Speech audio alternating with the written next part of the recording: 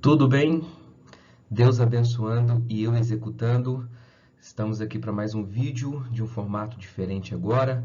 Nós vamos para um vídeo com os slides. Eu estou aqui no cantinho da tela e eu espero que Deus venha abençoar a sua vida. Eu sou o pastor e psicólogo Leonardo Henrique e nós estamos aqui para abençoar a sua vida através de uma palavra que pode mudar a tua história, mudar o seu dia, mudar a sua semana. Se inscreva no canal, coloque as notificações para que você receba o alerta de quando nós lançarmos um novo vídeo, tá bom? Vamos lá? Esse aqui é uma parte de uma pregação que eu fiz, que eu ministrei na igreja, Abundante Graça, domingo, e eu quero falar sobre identificando resistências. Eu ministrei sobre a conversão e a vida de Saulo, né, do apóstolo Paulo, e em Atos capítulo 9, diz assim, e ele disse, quem é, Senhor? O apóstolo Paulo, ele era um fariseu, né, ele estudou a religião judaica, ele estudou os preceitos, ele era tecelão, né, uma característica dos pais que passavam para os seus filhos a profissão, mas Paulo ele estava resistindo o chamado de Deus e como religioso ele estava indo contra, né? Ele estava perseguindo a igreja. Até que ele pediu cartas, ele pediu autorização, né, para que ele pudesse entrar nas sinagogas.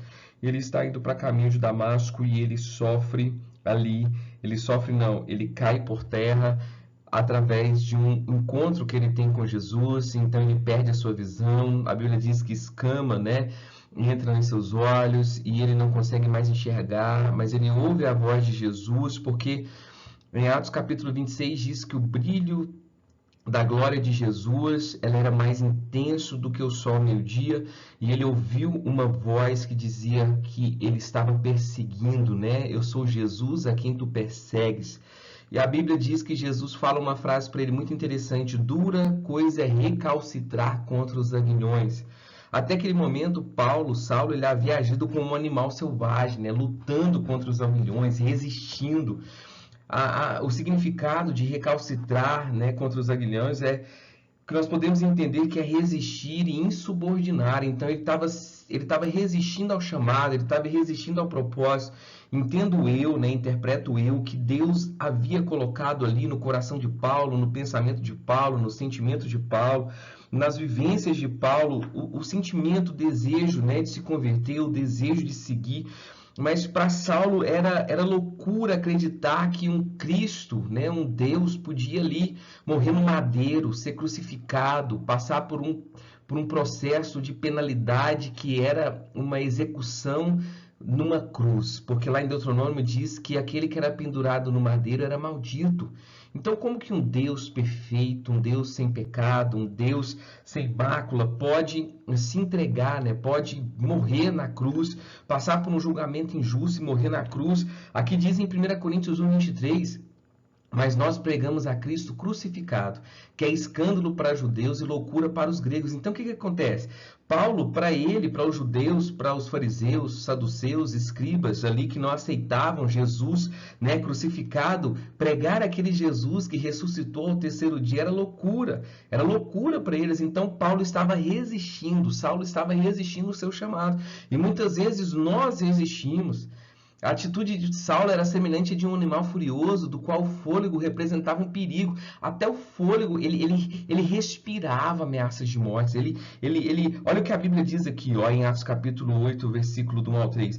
Também Saulo consentiu na morte dele quem? De Estevão. Estevão foi apedrejado na frente de Paulo. Paulo viu, né, o apedrejamento, o castigo de Estevão. E olha que interessante, ele fez naquele dia uma grande perseguição contra a igreja que estava em Jerusalém e todos foram dispersos pelas terras da Judéia e de Samaria, exceto os apóstolos. Então, o que acontece? É muito interessante eu entender o propósito de Deus. Lógico, aquela perseguição tinha um propósito. A morte de Estevão tinha um propósito. Jesus falou que os discípulos, as pessoas, né, que estavam ali pregando o evangelho, vivendo o evangelho, eram para ser testemunhas. Samaria, Judéia, até os confins da terra. Então ali começa a dispersão para que aquele povo pregue. A perseguição também tem propósito, os problemas têm propósito. E quando eu começo a enxergar o propósito por trás do plano de Deus, a minha fé não se abala. Homens piedosos foram enterrar Estevão e fizeram sobre ele grande pranto. E Saulo assolava a igreja, entrando pelas casas e arrastando mulheres, homens, e os encerravam na prisão. Então o que acontece? Às vezes eu estou com a mesma resistência do que Saulo. Às vezes eu estou com a mesma... Deus já tocou no meu coração, Deus já me mostrou, já estou convencido, mas eu não quero. Porque às vezes eu acho que a vida lá fora é melhor, né? A vida lá fora tem mais prazer, a vida lá fora tem mais liberdade. Eu estou recalcitrando contra o arguilhão de Deus. Eu estou recalcitrando contra os sinais, contra tudo aquilo que Deus tem colocado para mim me converter. Mas eu quero falar sobre um homem que ele tinha uma resistência, identificando as resistências de Gideão. Olha que interessante. O anjo do Senhor veio e assentou-se sobre o grande carvalho que estava em Ofra. O anjo do Senhor, ele vem, ele se assenta, ele começa a observar as atitudes de Gideão. Ele começa a visualizar, a observar o contexto onde Gideão estava, o que Gideão estava fazendo, da forma que ele estava fazendo, quem era Gideão. Deus sabia, lógico, mas eu estou falando que Deus vê, a Bíblia diz lá em Êxodo, que Deus disse assim, ó, eu tenho visto atentamente a aflição do meu povo, eu tenho ouvido o seu clamor e eu desci para livrá-los. Então Deus, ele vê, Deus, ele ouve o nosso clamor e Deus, ele também age através, né, do seu poder para abençoar as nossas vidas, para nos livrar e para nos abençoar. Então, o anjo começou a observar ali o que Gideão estava fazendo. A Bíblia diz que Gideão estava malhando o trigo num tanque de pisar uvas, de prensar uvas, a fim de ocultá-los aos midianitas. Gideão estava tendo um comportamento certo, né? Ele estava tendo um comportamento certo, ele precisava de sobreviver e ele não podia se entregar à realidade dele que ele estava vivendo. Ele tinha que fazer algo, sabe? Não se entregar a essa realidade, porque Deus, em Juízes, ele permitia que nações, eles subjugavam Israel, né? Eles muitas vezes, eles roubavam, saqueavam a produção de Israel, e Gideão, ele estava malhando o trigo no lagar para que ele pudesse esconder a sua produção, para que ele pudesse ter a sua subsistência, para que ele pudesse assegurar sua sobrevivência. Mas só que Deus, ele observa aquilo e ele começa a ver o que ele podia usar daquilo, do comportamento de Gideão, da resiliência de Gideão, da maneira de Gideão contornar os seus problemas para usar em benefício da obra de Deus. E olha que interessante, comportamentos certos e pensamentos limitados. Muitas vezes nós temos os comportamentos certos, nós estamos numa posição de defender aquilo que é nosso, nós estamos numa posição de trabalhar conforme a nossa realidade, mas os nossos pensamentos se limitam até ali. Quando Deus se apresenta a Gideão, ele não via uma possibilidade de fazer algo maior, ele não via uma possibilidade de ter uma postura e uma posição melhor e maior diante de Deus, até que ele fica perplexo. Olha que interessante. Então o anjo do Eterno apareceu a Gideão e lhe saudou. E a primeira coisa que Deus fala para Gideão, Deus é contigo. Então, a partir do momento que Deus é contigo, ele está nos projetos, ele está no processo, ele está nos desafios, ele está na providência, ele está conosco para nos abençoar naquilo que ele é conosco. Então, a partir daquele momento, Gideão não estava andando mais sozinho, ele estava andando com Deus a partir daquele momento. E olha que interessante. Deus, ele enxerga em Gideão algo que ele não enxergava ainda. Valente guerreiro. Lindo isso, né? Deus via em Gideão algo que Gideão não via nele. Deus enxergava em Gideão uma posição que Gideão estava, mas que não era a posição que Deus queria colocar Gideão. Gideão ali, um agricultor, alguém que estava malhando trigo, alguém que estava, né, trabalhando trigo para a sua subsistência, sobrevivência, mas Deus queria ele como um guerreiro.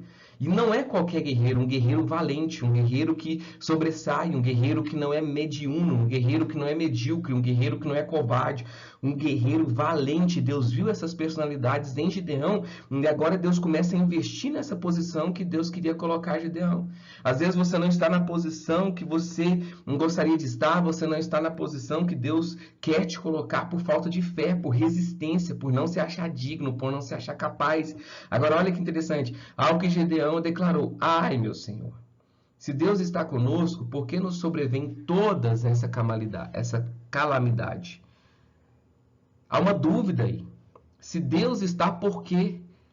A partir de agora que Deus está comigo, que Deus ele vê, né, características em mim de um grande valente, ele quer me colocar de uma posição melhor daquela que eu estou hoje, eu não tenho que pensar no porquê, eu tenho que pensar como. Eu não posso mais viver nessa nostalgia de passado, de que Deus fez milagre no passado, de que eu tinha um emprego bom no passado, de que minha família era isso ou aquilo no passado, de que eu tinha essa posição no passado. Não, como eu posso melhorar agora diante das circunstâncias que Deus está me abrindo novas portas, uma nova visão, uma nova estratégia?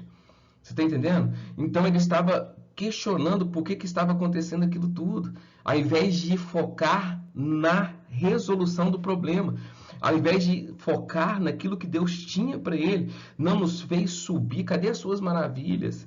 Onde estão aquilo que nos contam? Deus não quer que você viva de um testemunho do outro. Deus quer que você viva do seu testemunho.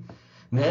O Gideão não era vivo, não era, né, existente ainda quando Deus tirou o povo de Israel do Egito, quando Deus trouxe maná, quando Deus verteu água de rocha, quando Deus tinha coluna de fogo, tinha nuvem para proteger aquele povo no deserto. Então agora Deus queria que Gideão tivesse a sua experiência como Saulo teve a sua experiência no caminho de Damasco.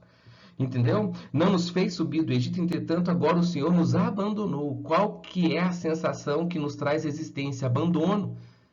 Às vezes nós nos sentimos abandonados por Deus porque estamos passando por algum problema. Já tivemos, às vezes, alguma situação de abandono nas nossas vidas. Às vezes o pai que nos deixou, o pai que foi comprar alguma coisa e nunca mais voltou, ou o pai que te rejeitou, a mãe que te rejeitou, a família que te despreza. Você está entendendo? E aí nós levamos isso também para Deus, que nas circunstâncias difíceis é porque Deus está me desprezando. E às vezes nós temos que entender que Deus não impede, Deus não nos traz uma super proteção de que nós nunca vamos passar por nada. Pelo contrário, Deus precisava que Gideão passasse por aquilo para mostrar para ele que ele era Deus na vida dele. Entendeu? Então nós não podemos viver numa nostalgia do passado. Ele estava preso nessa nostalgia. Agora olha que interessante, vamos continuar aqui nas resistências que Gideão tinha. Primeira resistência, ele não se achava como varão valoroso, ele não estava numa posição que Deus queria o colocar, né? E ele estava se questionando o porquê das coisas, não como. Mas olha para você ver, vamos ver o que se nós tirarmos essas resistências das nossas vidas, nós seremos vencedores. Então o Senhor olhou para Gideão e lhe ordenou: vai com a força que tu tens. Vai e liberta o povo de Israel das mãos de Midian. Ora, não sou eu Deus que te envia? Deus viu em Gideão força. Deus viu em Gideão capacidades.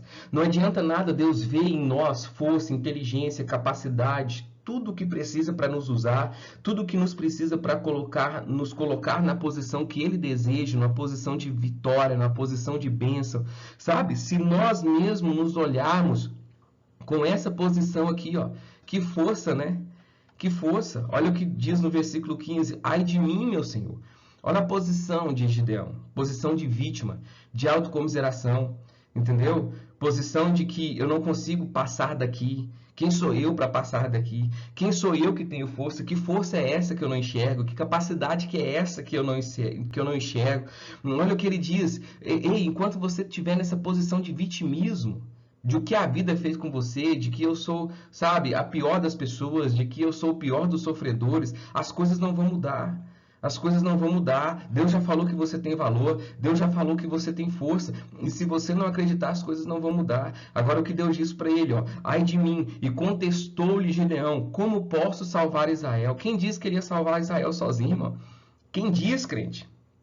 Quem disse, valente, que ele ia salvar Israel sozinho? Pelo contrário, Deus ia abençoar e ele ia executar.